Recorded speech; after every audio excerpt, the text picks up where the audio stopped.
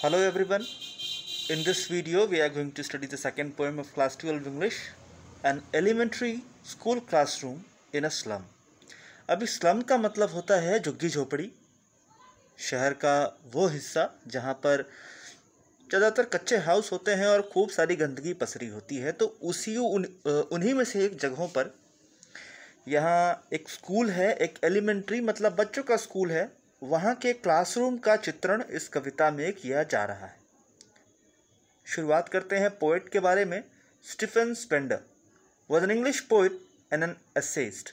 He left University College, Oxford without taking a degree and went to Berlin in 1930.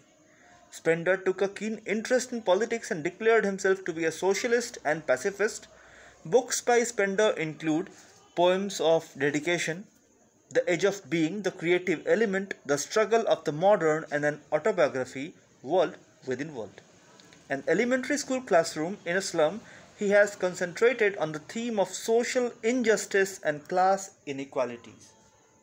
मतलब इस कविता में उन्होंने बताया है सोशल इनजस्टिस, सामाजिक अन्याय जो फैला हुआ है, गरीबों के लिए, अमीरों के लिए एक अलग सोसाइटी, गरीबों की एक अलग सोसाइटी, या फिर जात पात का भेदभाव, जो कुछ भी है हमारे समाज में, तो ब्रिटिश समाज की इन्हीं कमियों को दिखा रहा है ये पोएम। अब before you read, have you ever visited or seen an elementary school in a slum? क्या आपने कभी किसी स्लम एरिया में किसी स्कूल को देखा है? ये कैसा दिखाई देता है? अब अगर हम बात करें, far far from gusty waves these children's faces like rootless weeds, the hair torn round their pallor, the tall girl with her weight down head, the paper-seeming boy with rat's eyes, the stunted, unlucky hair of twisted bones reciting a father's gnarled disease. His lesson from his desk. At back of the dim class, one unnoted, sweet and young, his eyes live in a dream of squirrel's game in tree room other than this. तो अगर हम first stanza की बात करें तो यहाँ पर कहा जा रहा है कि धूल भरी आंधियों के बीच इन बच्चों के चेहरे को पहचान पाना काफ़ी मुश्किल हो रहा है। ये तो ऐसे हैं, इनका चेहरा, दीज चिल्ड्रंस फेसेस, इन बच्चों के जो चेहरे हैं वो जैसे लाइक रूटलेस वीड्स, इनके जो चेहरे हैं वो धूल से सने हुए हैं, और इनके जो बाल हैं लाइक रूटलेस वीड्स मतलब अनचाहे तरीके से, जैसे कि किसी ने इनकी तरफ ध्यान ही नहीं दिया हो और वो जंगल की तरह ये बच्चे किसी भी तरीके से बड़े होते चले आए हैं। Like rootless weeds, the hair torn round their pallor, the tall girl, अब एक लंबी सी लड़की है, उसका डिस्क्रिप्शन यहाँ पे दिया जा रहा है कि उसका सिर जो है वो वेड डाउन हेड, सिर शर्म के मारे उठ नहीं रहा है, एक लंबी सी लड़की का। और ये शर्म किस बात को? दिस शर्म is because of the poverty, because of the गरीबी।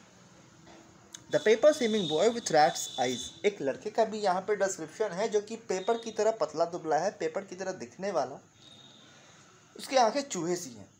The stunted unlucky heir of twisted bones, और एक तीसरा बच्चा है जो कि स्टंटेड मतलब जो बोलने में हकलाता हो, फंसता हो, और unlucky heir of twisted bones, heir मतलब होता है उत्तराधिकारी, किसी से विरासत में कुछ पाना। तो इस बच्चे को एक बीमारी विरासत में मिली है जिससे कि इसकी हड्डियां टेढ़ी हो चुकी हैं, और वो अपने फादर के एक disease, father's gnarled disease, father की बीमारी को ढो रहा है। His lesson from his desk at back of the dim class, अभी क्लास के पिछले पंक्ति में एक बच्चा बैठा है अपनी डेस्क पे। वन अनोटेड स्वीट एंड यंग, वो उसकी तरफ ध्यान भी नहीं जा पा रहा है नैरेटर का, क्योंकि पोएट का, क्योंकि कमरे में रोशनी कम है, तो वो अननोटेड है, उस पर किसी का ध्यान नहीं जा रहा। वो काफ़ी स्वीट है और यंग है। उसकी आंखें जो है मानो सपना देख रही हैं, जैसे कि वो बाहर किसी गिलहरी के साथ खेल कूद में व्यस्त है, बनस्पत या बजाय कि क्लास की एक्टिविटीज़ में इन्वॉल्व होने के। मतलब कि वो बच्चा क्लास एक्टिविटीज़ के बजाय बाहर गिलहरियों के साथ खेलने का सपना देख रहा है, उसका ध्यान क्लास की पढ़ाई पर ना होकर के अदर साइड एक्टिविटीज़ पे है। On sour cream walls, donations, Shakespeare's head. Cloudless at dawn, civilized dome riding all cities, belaid, flowery Tyrolese valley, open-handed map awarding the world its world. अभी कहा जा रहा है ऑन सावर क्रीम वॉल्स, मतलब कमरे कक्षा की जो दीवार है वो सावर क्रीम रंग की है, मतलब काफ़ी डल कलर की है। उस पर डोनेशंस, चंदा देने वालों का नाम लिखा है। शेक्सपियर का एक फ़ोटो भी उस पर लगा है। क्लाउडलेस एट डॉन, शाम के वक्त, बिल्कुल जब सुबह के वक्त, cloudless at dawn, civilised dome riding all cities. तो एक सिविलाइज्ड डोम, एक जो कि पूरी दुनिया में जाना जाता है। बेलिड फ्लावरी टायरोलेज वैली, बात हो रही है सिविलाइज्ड डोम्स के बारे में जो कि पूरी दुनिया में जाना जाता है। बेलेड, फ्लावरी और एक टायरोलेज वैली की बात हो रही है। अब ये टायरोलेज वैली क्या है? Tyrolese valley is a valley which is known for beautiful flowers and its beautiful landscape. तो उस वैली की बात हो रही है। Open handed map awarding the world its world, और एक मैप है जो कि दुनिया को जैसा ये दुनिया है वैसा दिखा रहा है। And yet for these children these Windows not this map there world, लेकिन इन बच्चों के लिए, and yet for these children, लेकिन इन बच्चों के लिए, दीज विंडोज, ये जो खिड़कियां हैं, ये जो मैप है, ये उनकी दुनिया नहीं है। With all there futures painted with a fog, जहाँ पर उनका भविष्य जो है वो पूरे धुंध में पसरा हुआ है। मतलब ये जो खिड़कियां हैं यही उनके लिए दुनिया है, ये कमरा उनकी दुनिया नहीं है। और ये जो मैप जो उन्हें दिखाया जा रहा है, टायरोलेज वैली की तस्वीरें दिखाई जा रही हैं, ये उनकी असल की दुनिया नहीं है। Because when they see around them, when they look out of their windows, they see what? They see only sewage, they see only heaps of garbage, they see only things which are unclean और unhygienic. और इन्हें दिखाया जा रहा है books में क्या? अच्छी अच्छी चीज़ें, लाइक टायरोलेज वैली, सिविलाइज्ड डोम, मतलब वो बताया जा रहा है।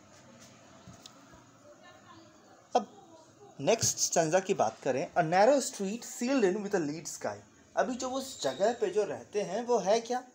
उनका जो वर्ल्ड है वो एक नैरो स्ट्रीट है, एक पतला सा सकड़ी सी गली है जिसके कि ऊपर लीड स्काई। लीड मतलब आपने लीड मेटल के बारे में सुना होगा। ये मतलब लीड का जो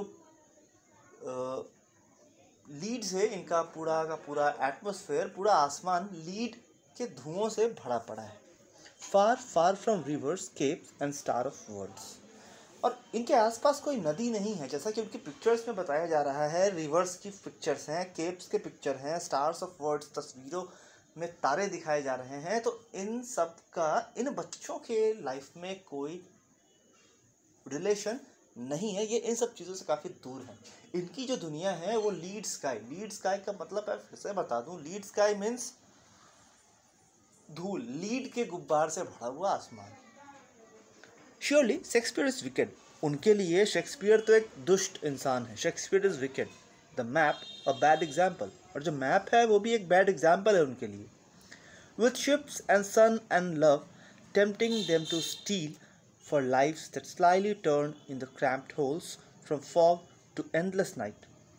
अब यहाँ कहा जा रहा है कि ये जो शिप्स और ये जो सूरज और ये जो लव उन्हें दिखाया जा रहा है वो असल में उन्हें प्रेरित कर रहे हैं चोरी करने के लिए। Because in their life they never ever will be able to see that, because the standard of life they are living, they would never be able to ride a ship, they would never be able to understand what is love. तो ये उनको provoke करता है, इन चीज़ों को देखकर वो चोरी करने की तरफ बढ़ चलेंगे। On the slag heap, these children wear skins peeped through by bones and spectacles of steel with mended glass like bottle bits on stones। फिर यहाँ पर उन बच्चों के पहनावे के बारे में बात हो रही है कि ऑन दियर स्लीग हीप, उन्होंने जो भारी भरकम कपड़े पहन रखे हैं। ये दीज चिल्ड्रन वेयर स्किन पीप, ये जो कपड़े पहनते हैं वो भी इतने फटे हुए हैं कि इनकी हड्डियाँ उसमें से बाहर दिख रही हैं।